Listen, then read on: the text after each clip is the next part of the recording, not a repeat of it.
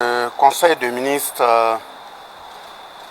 tient à sa sortie au nom de son Excellence le président de la transition et de son Excellence le Premier ministre, féliciter l'ensemble du peuple burkinabé pour le courage, l'abnégation, mais aussi l'attitude de franchise que nous constatons dans le comportement vis-à-vis des différents gouvernants et de l'ensemble de tous ceux qui posent des actions et doivent rendre compte au peuple.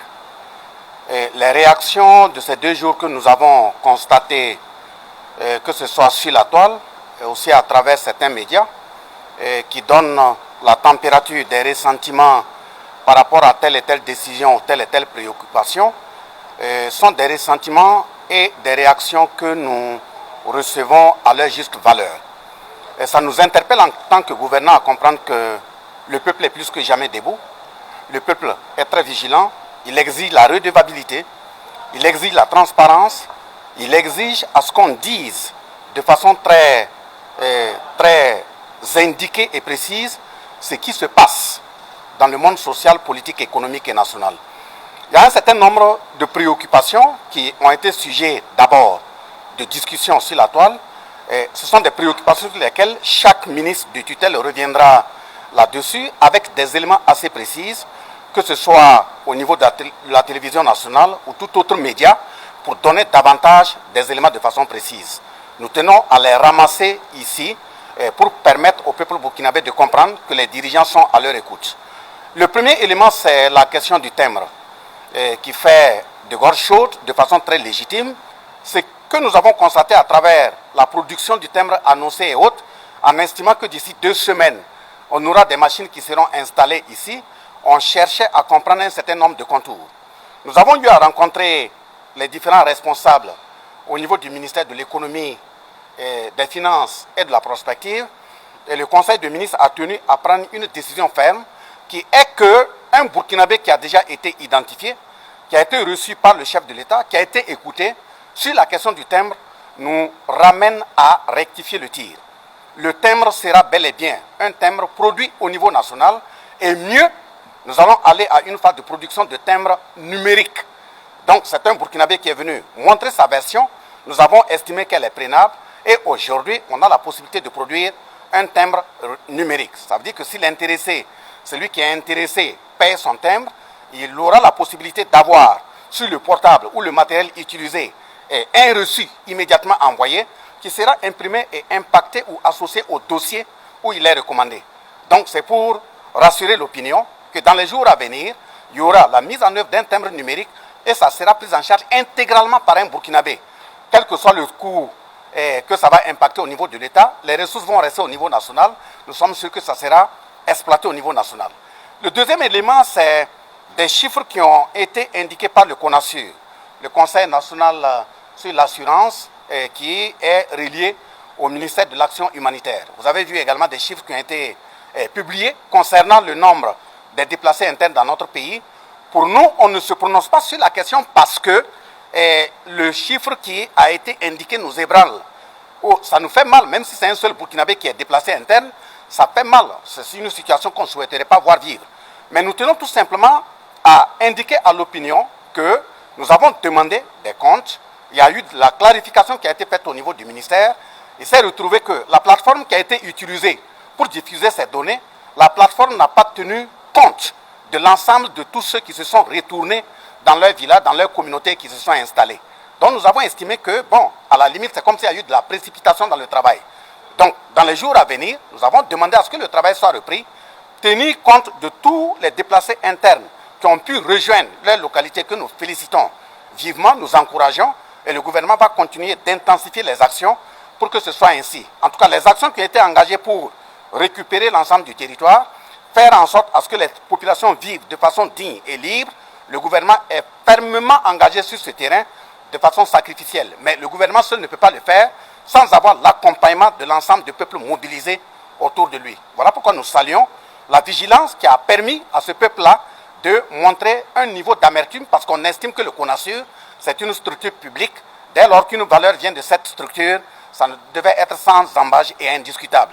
Donc c'est des éléments que nous allons revoir à ce niveau. Le troisième élément, c'est la question du salaire des entraîneurs au niveau des étalons. Je vais parler précisément des étalons cadets. Nous tenons à les féliciter pour le score, en tout cas le niveau où ils ont placé notre pays en termes footballistiques. Je pense qu'à leur retour, le chef de l'État les a reçus le lundi passé. Et devant eux tous, les entraîneurs, le premier en tête, a bien signifié qu'ils sont bien entretenus. C'est même une première fois qu'ils ont eu tant d'égards par rapport à l'ensemble des énergies qui sont déployées. Mais ça a été de façon étonnante que nous avons eu une déclaration qui a été faite en estimant qu'à un certain nombre de mois, que l'État devait payer à l'entraîneur. Bon, on ne pouvait pas réagir au pif, il fallait réunir également l'ensemble des éléments. Les éléments ont été réunis, nous tenons à la féliciter pour le travail qui a été fait et nous invitons chaque Burkinabé à être sincère et tenir compte de la situation nationale et faire en sorte que, quel que soit là où il est, ce qu'il dit soit avec vérité, soit avec pragmatisme, soit avec preuve à l'appui. Mais maintenant, ceux qui se sont permis de commencer à diffuser des informations aussi, sans aller dans le fondamental, avoir les preuves et commencer à jeter des choses sur la toile, je pense que le ministre des Sports, par rapport à ça également, a pris des dispositions. Il y a des gens qui vont répondre.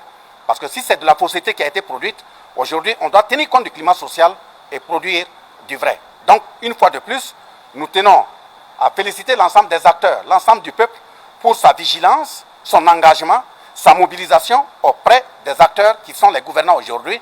Et nous prenons l'engagement d'être redevables, d'être transparents et de faire en sorte que la bonne gouvernance, la gouvernance vertueuse, ait entièrement toute sa place.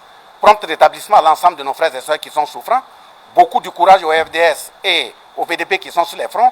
Et la victoire, nous le disons sans voix tremblotante, nous sommes sûrs que quelles que soient les difficultés que nous allons traverser, notre pays va sortir d'une période victorieuse.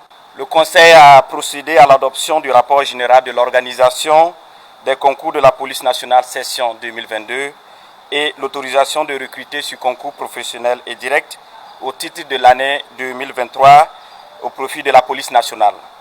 Au titre de l'année 2022, le département en charge de la sécurité a recruté et mis à la disposition des 2 écoles de police 810 élèves policiers et policiers élèves, dont 10 élèves commissaires de police, 50 élèves officiers de police et 750 élèves sous-officiers de police, parmi lesquels 50 de sexe féminin. Et ce recrutement a coûté 156 125 000 francs CFA. Au titre de l'année 2023, le département souhaite recruter 2100 élèves policiers et policiers élèves, dont 35 élèves commissaires de police, 70 élèves officiers de police et 2000 élèves sous-officiers de police, dont 50 de sexe féminin. Le budget alloué à l'organisation des concours du cadre de la police nationale au titre de l'année 2023 est de 150 millions. L'incidence financière des nouveaux agents sur le budget de l'État remonte à 7 393 587 791 francs CFA. Je tiens à signaler que l'adoption du rapport général de l'organisation des concours de la police nationale, session 2022, et l'autorisation de recruter sur concours professionnel et direct au titre de l'année 2023 au profit de la police nationale, sur la base des effectifs proposés ci-dessus, permettront à mon département d'accomplir efficacement ses missions, notamment la lutte contre le terrorisme. Le ministre des Sports, de la Jeunesse et de l'Emploi a fait au Conseil une communication relative à l'installation des bureaux d'appui et d'accompagnement au sein des universités. Ces bureaux viennent en réponse lors de la rencontre du président de la transition au mois de janvier à l'université Joseph Kizerbo avec les enseignants et les étudiants. Et au cours de cette rencontre, le président a instruit le ministre que je suis de prendre des dispositions pour évaluer les étudiants et les permettre de les réorienter pour qu'ils puissent apprendre des métiers et être plus employables sur le marché de l'emploi. Face à cette initiative. Nous avions voulu au départ expérimenter un dispositif dans les 4 grandes universités du Burkina, à savoir l'université Nazi Boni à Bobo, l'université Norbert Zongo à Koudougou, l'université Joseph Kizerbo et l'université Thomas Sankara à Ouagadougou, où on allait installer des bureaux de l'Agence nationale pour l'emploi à NPE. Et suite aux échanges que nous avons eus avec les différents présidents d'université, de ces 4 universités, d'autres présidents d'université nous ont contactés pour montrer leur intérêt. Nous avons alors été instruits par le président de la transition et l'ensemble du gouvernement pour que l'initiative puisse être généralisée à l'ensemble des 14 universités publiques.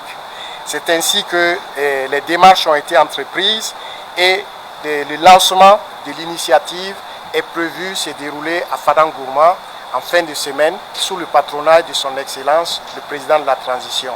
Il s'agira d'avoir dans chaque université un bureau de l'Agence nationale pour l'emploi au sein duquel il va y avoir des conseillers en emploi-formation, des conseillers de jeunesse et d'éducation permanente et chaque étudiant pourra prendre un rendez-vous pour bénéficier d'un accompagnement, pour faire son bilan de compétences et pour obtenir une réorientation ou un accompagnement pour construire un parcours d'insertion avant la fin de ses études.